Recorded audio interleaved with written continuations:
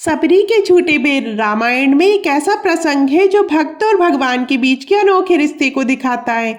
माता सबरी कई वर्षों से श्री राम जी के आने की प्रतीक्षा कर रही थी। वे प्रतिदिन उनके लिए अपनी कुटिया सजाती और बेर को चक्कर देखती कि कहीं भी खट्टे तो नहीं है। ये सबरी की भक्ति ही थी कि उसे अपने ईश्वर की सेवा करने के अलावा किसी भी चीज की चिंता नहीं थी। वहीं कुछ लोगों का ये भी प्रश्न होता है कि क्या राम ने सबरी के झूठे बेर खाए थे। तो यहाँ हम सबरी के झूठे बेरों से संबंधित उस रोचक व मन को भाव विभोर कर देने वाले प्रसंग को रखेंगे। इस प्रसंग को सुनकर अवश्य आपका मन भी शीतल हो जाएगा।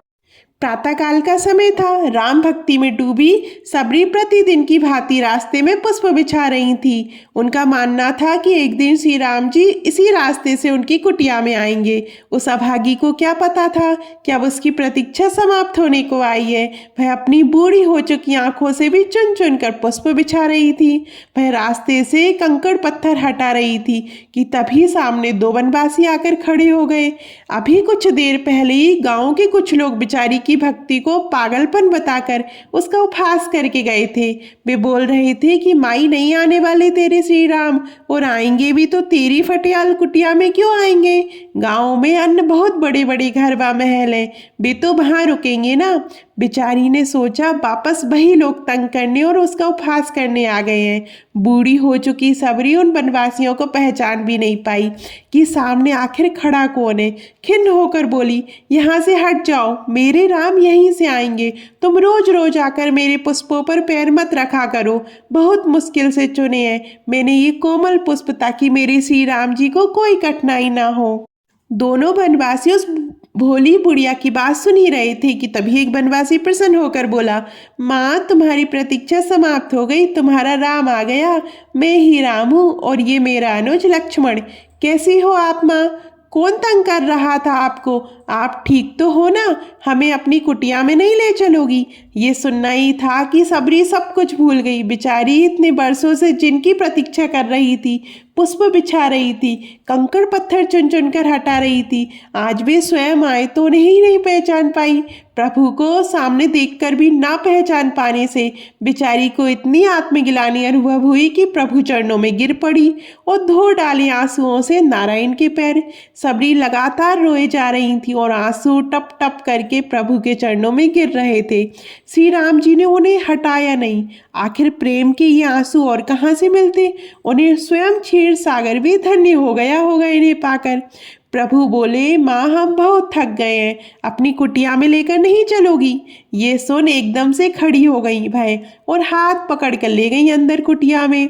अंदर गए तो दोनों को जल्दी से आसन पर बिठाया और फिर पूछा, प्रभु बहुत दूर से आए हो, अवश्य भूख लगी होगी। इतना कहकर लंगड़ाती हुई अपनी कुटिया के भीतर गई और ले आई अपने झूठे बेर।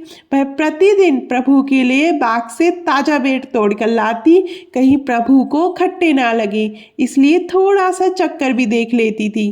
खट्टे होते तो फेंक देती और जो मीठे होते वही टोकरी में टिक पाते। बड़े ही भक्ति भाव व भोलेपन से प्रभु के सामने झूठे बेर लाकर रख दिए। कोई और सोच भी नहीं सकता था कि भगवान को झूठा भोग लगाया जाए। लक्ष्मण जी ने जब ये देखा तो प्रभु का अपमान महसूस किया, लेकिन ये क्या, श्री राम जी तो खुशी से एक एक बेर उठाकर खाने लगे जैसे कि बहुत भूखे हो। प्रभु बेर खा रहे थे, सबरियों ने देखे जा रही थी और बेचारे लक्ष्मण जी अचंभित थे।